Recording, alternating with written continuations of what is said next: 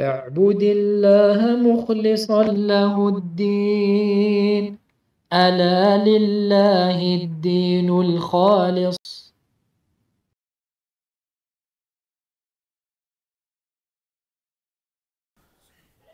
الحمد لله وحده والصلاة والسلام على من لا نبي بعده وعلى آله وصحبه أما بعد. Mes chers frères et mes chères sœurs en Allah, craignez Allah subhanahu wa ta'ala et préparez-vous avant la mort pour ce qu'il y a après la mort. Et stockez un maximum de bonnes actions avant que vous ne soyez empêchés d'en faire. Et veillez, mes frères, à comprendre votre religion. Veillez à comprendre votre dîn et à connaître la sunnah de votre prophète sallallahu alayhi wa sallam dans l'adoration afin de les faire le plus parfaitement possible, incha'Allah. Car font partie des conditions de l'acceptation des actions la sincérité pour Allah subhanahu wa ta'ala, la sincérité exclusive à Allah, l'ikhlas et la conformité avec la sunna du prophète sallallahu alayhi wa sallam. Mes frères, Allah Jalla wa ala, il a préféré certaines périodes à d'autres et leur a donné des mérites encourageant le croyant à en profiter. Parmi ces périodes, le mois de Sha'ban qui arrive dans quelques jours, mois durant lequel le prophète sallallahu alayhi wa sallam jeûnait le plus. Aïcha radhiyallahu anha a dit, le mois que le prophète sallallahu alayhi wa sallam jeûnait le plus, c'est le mois de Sha'ban. Il le jeûnait presque entièrement et disait, accomplissez les œuvres selon vos capacités. Et Allah continuera à vous récompenser tant que vous serez assidus. Salama radhiyallahu anha a dit, je n'ai pas vu le prophète sallallahu alayhi wa sallam jeûner 2 mois d'affilée excepté Sha'ban et Ramadan. Aïcha radhiyallahu anha a dit, je n'ai pas vu plus le prophète en état de jeûne que durant le mois de Sha'ban. Il le jeûnait entièrement excepté quelques jours. Il le jeûnait presque totalement. Usama ibn Zayd radhiyallahu anhu a dit, j'ai dit ya Rasulallah, je ne t'ai jamais vu jeûner durant un mois comme tu le fais durant le mois de Sha'ban. Il dit alors, c'est un mois auquel les gens sont inattentifs car il est situé entre Rajab et Ramadan. Et c'est un mois durant lequel les œuvres sont élevées au Seigneur des mondes et j'aime être en état de jeûne à ce moment. Abu Musa al-Ash'ari radhiyallahu anhu a dit que le messager d'Allah sallallahu alayhi wa sallam a dit, la nuit du milieu de Sha'ban, écoutez bien, la nuit du milieu de Sha'ban, Allah regarde. Et il pardonne à toutes les créatures, sauf à 2 créatures. L'associateur à Allah tabarak wa ta'ala, al-mushrik, et al-mushahin. Al-mushahin, la personne haineuse et querelleuse.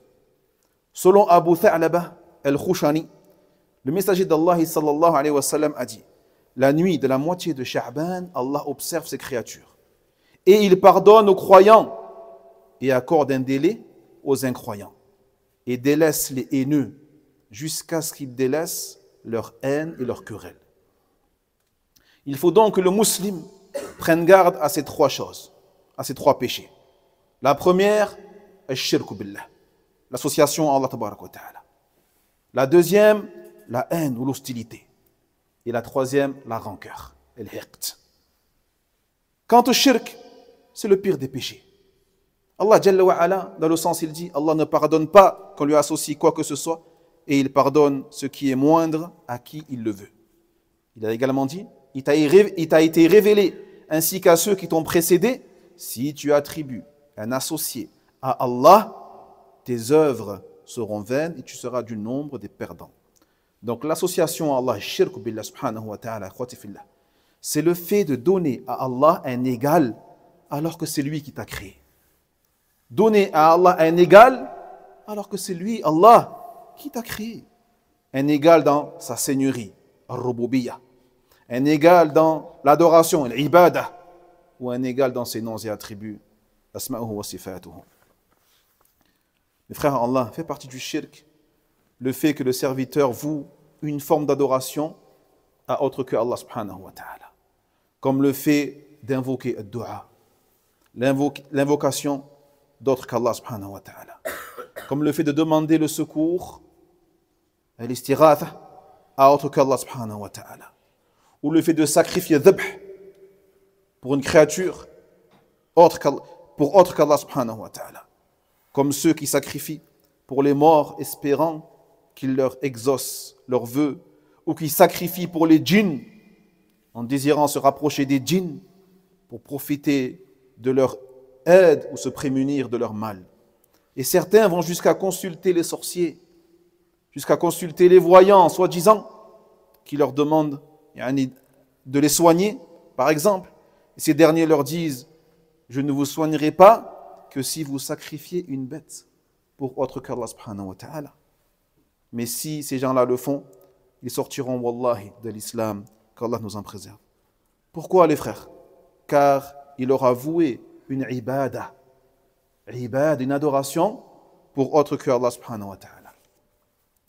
Quant à shahna, l'hostilité ou la haine, mes frères, cela détruit les cœurs et engendre l'animosité, la détestation, le boycott de ton frère et l'éloignement. Le prophète sallallahu alayhi wa sallam a dit, les actions sont présentées à Allah lundi et jeudi.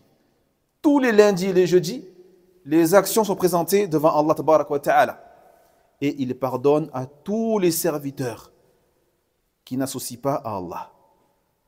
Il pardonne à tous ceux qui n'ont pas associé ou qui n'associent pas à Allah subhanahu wa ta'ala, excepté les haineux, les uns envers les autres. Allah Jalla wa ala dit, laissez ces deux-là, laissez-les jusqu'à ce qu'ils se réconcilient. Jusqu'à ce qu'ils se réconcilient. Donc ils ne pourront pas profiter du pardon d'Allah tabarak wa ta'ala tant qu'ils ne se sont pas réconciliés. Le prophète sallallahu alayhi wa sallam a dit, il n'est pas permis aux musulmans de boycotter son frère plus de 3 jours. Donc celui qui boycotte son frère plus de 3 jours et meurt sur cela, il dit le prophète sallallahu alayhi wa sallam, il entrera en enfer. Il entrera en enfer. Pareil pour le hiqt, la rancœur. Car c'est un marqueur de la corruption du cœur. La rancœur est un marqueur de la corruption des cœurs. C'est un trait caractéristique des Iblis, le shaitan, le maudit. La rancœur est opposée à la fraternité islamique. Il a dit le prophète sallallahu alayhi wa sallam, vous ne croirez pas tant que vous n'aimerez pas pour votre frère ce que vous aimez pour vous-même. Craignez Allah, mes frères, et révisez vos cœurs. Révisez vos cœurs et révisez votre tawhid et ne soyez pas trompés et purifiez vos cœurs envers vos frères. Allahumma allimna ma yanfa'una wanfa'na bima 'allamana wazidna 'ilman وفقنا في دينك يا ذا الجلال والإكرام. اللهم أصلح أعمالنا، اللهم أصلح قلوبنا وأحوالنا، اللهم حبب إلينا الإيمان وزينه في قلوبنا وكره إلينا الكفر والعصيان واجعلنا من الراشدين. اللهم آتنا في الدنيا حسنة وفي الآخرة حسنة وقنا عذاب النار. اللهم صل على محمد وعلى آل محمد كما صليت على إبراهيم وعلى آل إبراهيم إنك حميد مجيد. وبارك على محمد وعلى آل محمد كما باركت على إبراهيم وعلى آل إبراهيم إنك حميد مجيد. وينجي الله الذين اتقوا بمفازتهم لا يمسهم السوء ولا هم يحزنون.